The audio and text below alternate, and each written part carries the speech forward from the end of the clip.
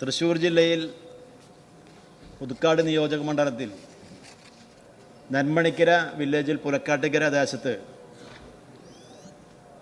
പടിഞ്ഞാറേപ്പുരയ്ക്കൽ വീട്ടിൽ ശ്രീ ബാബുവിൻ്റെ മകൻ രേഷ് ബാബു എന്ന മാനസിക വെല്ലുവിളി നേരിടുന്ന യുവാവിനെ 16/5/2026 Thrissur east police station crime number 671/26 പ്രകാരം കേസ് ചാർജ് ചെയ്യുകയും 17/5/2026 കോടതി റിമാൻഡ് ചെയ്യുകയുമുണ്ടായി.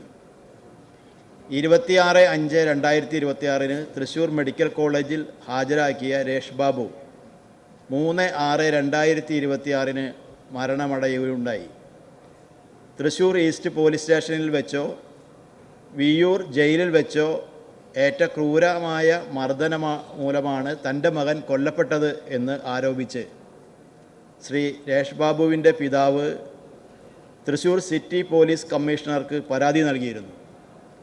ശ്രീ രേഷ് ബാബുവിൻ്റെ ദുരൂഹ മരണം അന്വേഷിക്കുന്നതിനും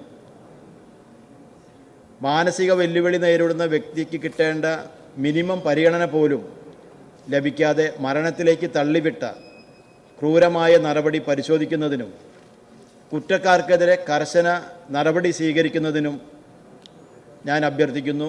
അതോടൊപ്പം ശ്രീ രേഷ് ബാബുവിൻ്റെ നിർധന കുടുംബത്തിന് സർക്കാർ ധനസഹായം അനുവദിക്കണമെന്നും ഈ സബ്മിഷനിലൂടെ ഞാൻ ഈ സഭയിൽ ഉന്നയിക്കുകയാണ്. ബഹുമാനപ്പെട്ട ആഭ്യന്തര വിജിലൻസ് കയർ വകുപ്പ് മന്ത്രി. ബഹുമാനപ്പെട്ട ഡെപ്യൂട്ടി സ്പീക്കർ, ബഹുമാനപ്പെട്ട കെ രാമേന്ദ്രൻ MLA ഉന്നയിച്ച ഈ സബ്മിഷനെ പറ്റി ഞങ്ങൾ വിശദമായ ഒരു പരിശോധന നടത്തുകയുണ്ടായി.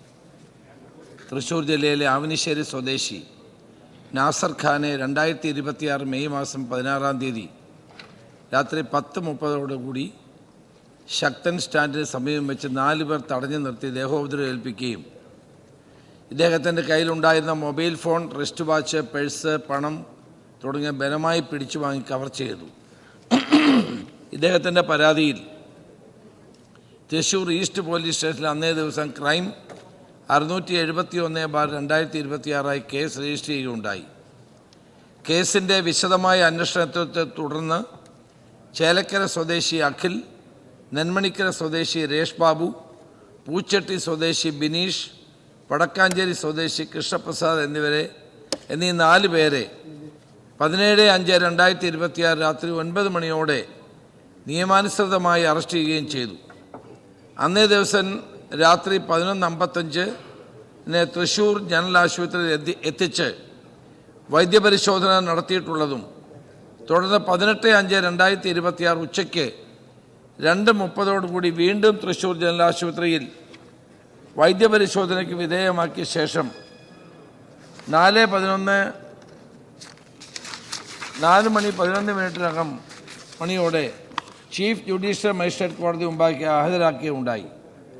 ഈ പ്രതികളെ കോടതി റിമാൻഡ് ചെയ്തതിനെ തുടർന്ന് അന്നേ ദിവസം 5:40 രേഷ് ബാബുവിനെ തൃശ്ശൂർ ജനറൽ ആശുപത്രിയിൽ എത്തിച്ച് വൈദ്യപരിശോധനയ്ക്ക് വിധേയമാക്കിയ ശേഷം 6:30 അദ്ദേഹത്തെ വിയ്യൂർ ജില്ലാ ജയിലിൽ RP 477/2026 തടവിൽ പാർപ്പിക്കുകയാണ് ഉണ്ടായത്.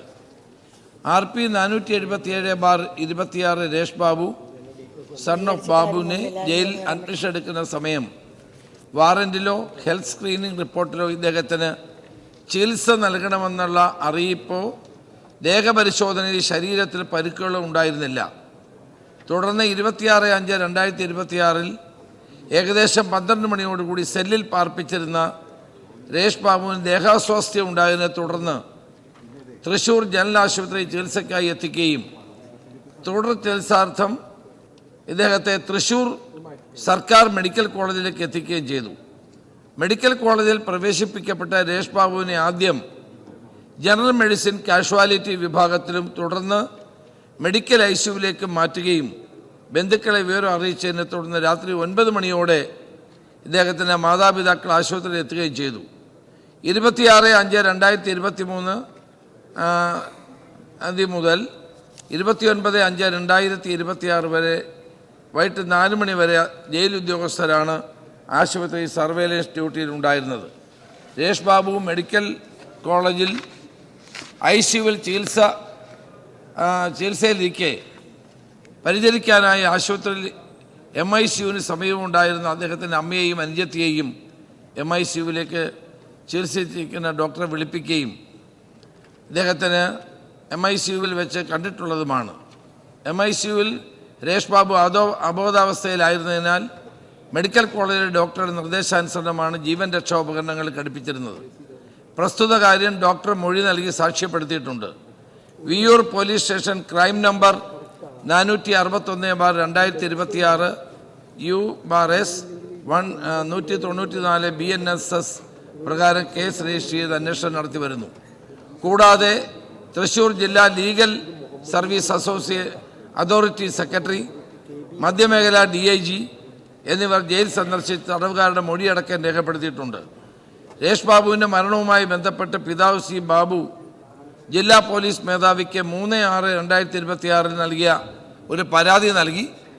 ആ പരാതിയെപ്പറ്റി അറിഞ്ഞപ്പോൾ തന്നെ പത്രവാർത്ത വന്നതിനെ തുടർന്ന് ഞാൻ അതിന് തുടരന്വേഷണത്തിന് തൃശ്ശൂർ അസിസ്റ്റന്റ് പോലീസ് കമ്മീഷണർക്ക് കൈമാറുകയുണ്ടായി. ശരിയായ അന്വേഷണം നടത്തും. ജയിലിൽ വെച്ച് അദ്ദേഹത്തിന് മർദ്ദനമുണ്ടായിട്ടുണ്ടെങ്കിൽ ആ റിപ്പോർട്ടിൻ്റെ അടിസ്ഥാനത്തിൽ നടപടി സ്വീകരിക്കും. അദ്ദേഹത്തിൻ്റെ അത് നേരത്തെ തന്നെ ഞാൻ വ്യക്തമാക്കിയിട്ടുള്ളതാണ്. ബഹുമാനപ്പെട്ട MLA ശ്രീ KK രാമേന്ദ്രന് ഞാൻ ആ കാര്യത്തിൽ ഉറപ്പ് നൽകുകയാണ്.